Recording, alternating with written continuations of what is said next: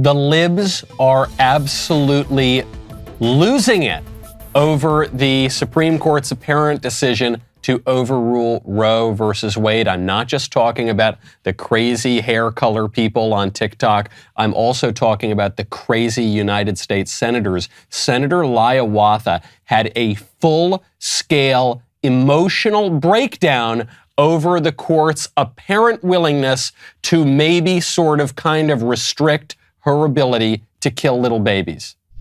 Senator, how are you feeling? I am angry. Angry and upset? Angry and upset and determined. The United States Congress can keep Roe versus Wade the law of the land.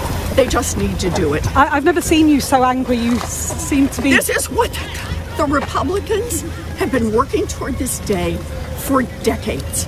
They have been out there plotting, carefully cultivating these Supreme Court justices so they could have a majority on the bench who would accomplish something that the majority of Americans do not want. 69% of people across this country, red states and blue states, old people and young people, want Roe versus Wade to maintain as the law of the land. We need to do that. And we have a right. Extremists, we've heard enough from the extremists. And we're tired of it. Senator, does this open the door for other constitutional rights?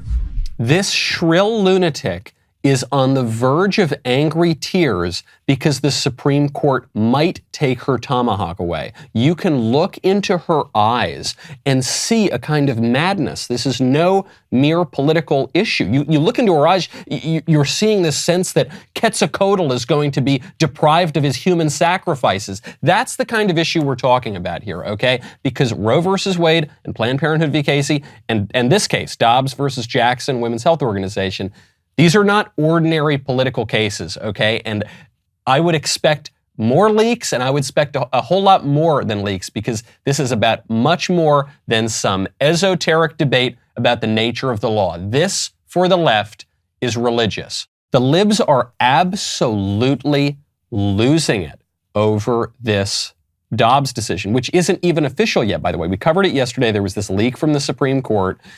Probably the predominant theory right now is that it was a law clerk for one of the more leftist justices, and most people seem to think it would be a justice in Sonia Sotomayor's office. Again, this is just speculation, but the reasoning here is that Sonia Sotomayor is by far the furthest left and most partisan judge, and so it would seem likely that she would hire very far left, very partisan law clerks. There are something like 12 people that this could be.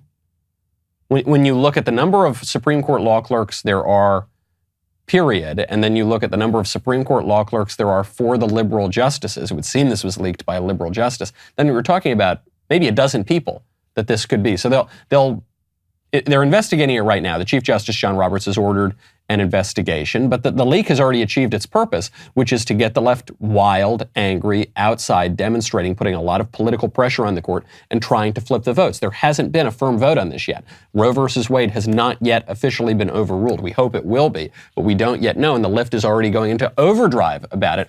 Eric Swalwell, former future president of the United States, one of the first guys out of the 2020 Democrat presidential primaries, Eric Swalwell, who then embarrassed himself on national television, Eric Swalwell, who was then found to be bumping uglies with a Chinese spy. Eric Swalwell tweeted out, "The Republicans won't stop with banning abortion. They want to ban interracial marriage. Do you want to save that? Well, then you should probably vote." What? So the first part, Republicans want to ban abortion. True. Republicans want to ban interracial marriage. Not true. Not only not true, but not related in any way to the. It would be like saying the Republicans won't stop with banning abortion, and they like to put pineapple on pizza too. What do you support pineapple on pizza? Vote for me.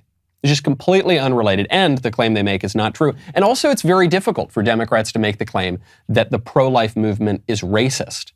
Democrats always revert to this line of calling their opponents racist because it's all they've got. When a leftist calls you a racist, you know you've won the argument, and they do it completely baselessly, but they only do it because To be called a racist is to be called the worst possible thing you can be in modern America. So they just do it without any basis. But it's especially preposterous with the issue of abortion because black babies are disproportionately the victims of abortion. The pro-life movement disproportionately is saving black babies. The abortion rate among black women is 5 times the abortion rate among white women.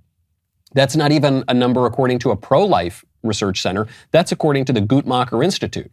That's according to the Pro-Abortion Center. And they're admitting, yes, abortion kills 5 times as many black babies as it kills white babies. In New York, more black babies are aborted than born.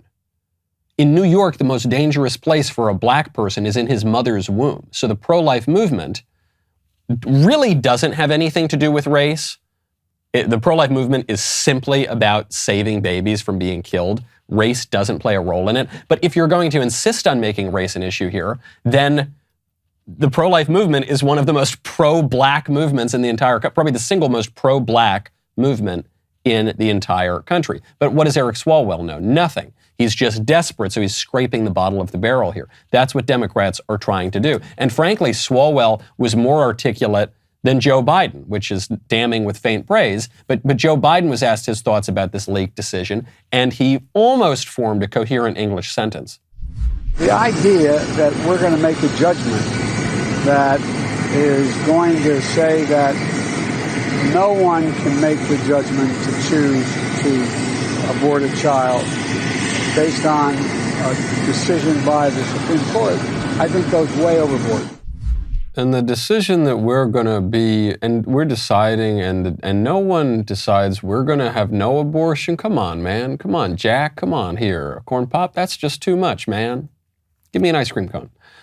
So it would seem that the point he's trying to make is that the court should not overrule Roe versus Wade. And then we know elsewhere Biden has said Roe versus Wade is so central, so important to, in the words of John Fetterman, who's the lieutenant governor of Pennsylvania, now Democrat candidate for Senate, abortion is sacred. They actually say abortion is sacred.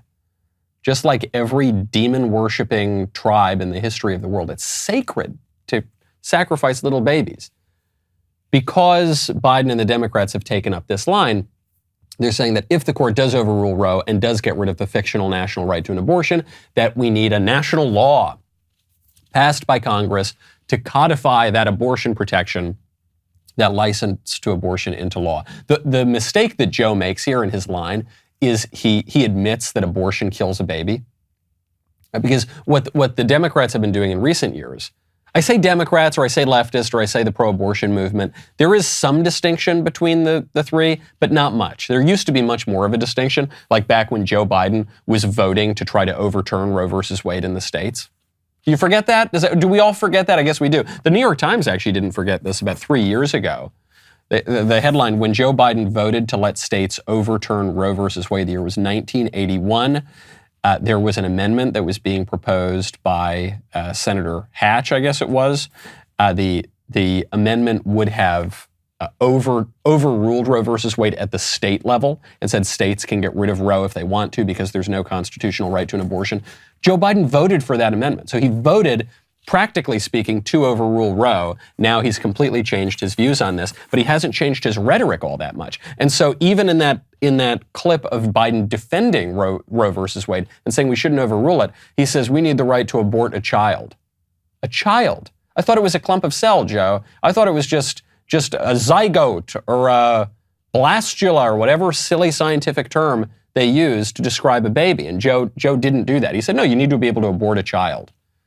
In the words of Naomi Wolf, the feminist who I thought gave a very honest description of the left's view of abortion, she said, now probably 25 years ago, she said, we need to admit that the baby is a baby, the baby is alive, and women need the right to kill that baby in all of its humanity if they want to be the same as men.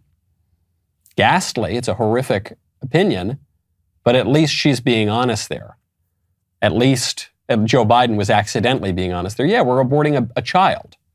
Not even just a baby, a child. A mother killing her own child. What a society in which mothers kill their own children will do anything. There's no limit to what they can do. And this is a big change for Joe Biden, who once had, I think, sincere opposition to abortion. At the very least, it was politically convenient for him. Now whatever sincerity that was and whatever convenience existed, that's totally gone. The guy is full-throatedly in support of ritual human sacrifice. Did you like that clip? Cool. Ring the bell, please. Subscribe. Get the notifications. Don't miss a single second of a video. We'll see you next time.